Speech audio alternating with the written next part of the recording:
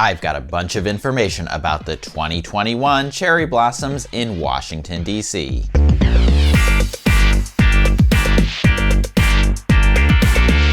Hello, my name is Rob. I'm a tour guide and the founder of TripHacks DC Tours. On this channel, I share my best tips, tricks, and hacks for exploring Washington, D.C. And over at triphacksdc.com, you'll find info about tours and more. It's March, which means it's almost time for the famous Washington, D.C. cherry blossoms to bloom. 2021 is going to be different from past years for hopefully obvious reasons. So I rounded up the information you should know about this year. And I'm curious, on a scale from 1 to 10, how excited are you to see this year's bloom? Leave a comment on this video and let me know. And while you're down there, if you aren't already, make sure to subscribe to the channel. I'm planning to do at least a few live streams of this year's cherry blossoms once they're in bloom. So if you want to participate virtually in those, you'll want to make sure you're subscribed to the YouTube channel and following TripHacks DC on social media. With that said, let's get started. Okay, let's start with an update on the National Cherry Blossom Festival. The festival always starts on March 20th. The first day of spring. And this year it runs for 3 weeks. Now, of course, because of COVID,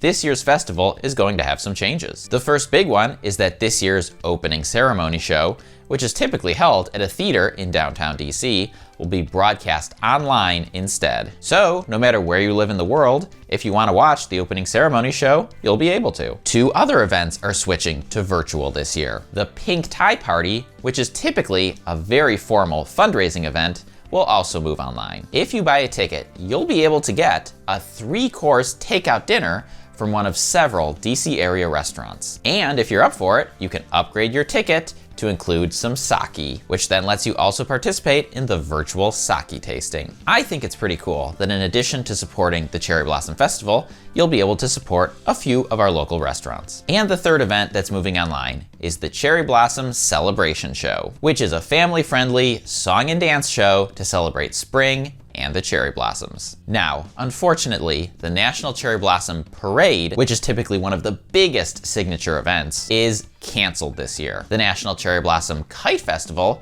a personal favorite of mine, is not canceled, but is being reimagined. Typically, everyone would gather at the Washington Monument to fly kites. Instead, this year, on March 27th and 28th, everyone's invited to fly kites in their own neighborhood, take photos and videos of themselves, and post those on social media using the Kite Festival hashtags. A new event for 2021 is called the Petal Porch Parade. DC area residents are encouraged to decorate their porches, yards, and windows in the theme of cherry blossoms, pink, and springtime. If you decorate your home, you can register your display with the festival, and then they'll publish a virtual map with the location of all of the petal porches. And on April 10th and 11th, the festival will drive a special truck around to some neighborhoods and check out the porches. My hunch is that this idea came from the float houses that people used to decorate their homes in New Orleans this year for Mardi Gras, and people seem to have a lot of fun with it. Another new event for 2021 is a scavenger hunt. There will be 25 giant cherry blossom sculptures located all around the DC area. If you find one, there will be instructions on how you can engage with it on social media for a chance to win prizes. Now, so far, everything I've talked about has been an official National Cherry Blossom Festival event. But you also want to know,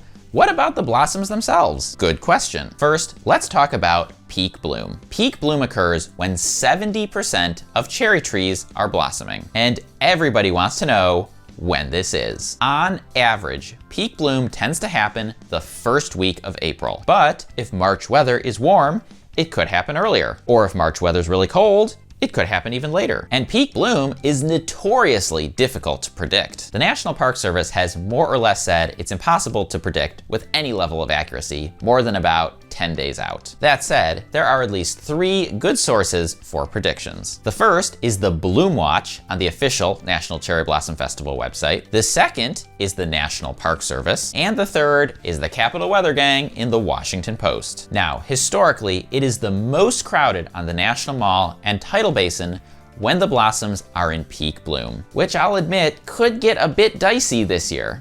This is Editor Rob, interrupting because some news came out just as I was finishing editing up this video. The National Park Service has taken an official position and said that they want people to participate in the virtual events rather than come down to the tidal basin. On the one hand, this is disappointing, but on the other, I've seen the tidal basin during peak bloom, and it is a complete sea of humanity. It is really hard to describe how claustrophobic it can be if you've never experienced it in person. So I sort of get where they're coming from. National Park Service has also said that they are considering offering limited in-person visits during certain times at peak bloom. I assume this would be some sort of timed ticket situation, but it's not entirely clear yet. Last year, they actually closed down the entire tidal basin, so anything is really in the realm of possibility. My hope is that even if tidal basin is limited, that East Potomac Park stays open because it has a huge concentration of cherry trees and a lot of room to spread out. A few years ago, I published a video of me riding my bike around East Potomac Park, and I'll leave that down in the video description if you want to see what the area looks like during peak bloom. And now I'll say that because all of this is in flux,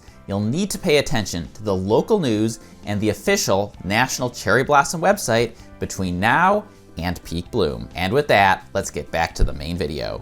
If you live outside of driving distance, I can't stop you from doing what you want to do, especially if you're already vaccinated and ready to travel. But I also can't, in good faith, recommend traveling a long distance to DC. There are still a notable number of sites that have not reopened, and your experience will be better if you can wait it out just a little bit longer. But like I said at the top, I do plan to have at least a few live streams of the cherry blossoms this year, so make sure you are subscribed so that you can participate in those. And keep an eye on Trip Hacks DC social media for the announcements, as I have to wait a little bit closer to bloom to know the exact dates. But hey, if you made it this far, then I highly recommend another Trip Hacks DC video, so go ahead and click or tap right over here to watch the next one. And when you come to DC, if you're interested in signing up in a Trip Hacks DC guided tour, you can click or tap on the Capitol Dome on the left side of my head. That'll send you right over to triphacksdc.com, where you can see all of the tours that we offer. Enjoy your trip!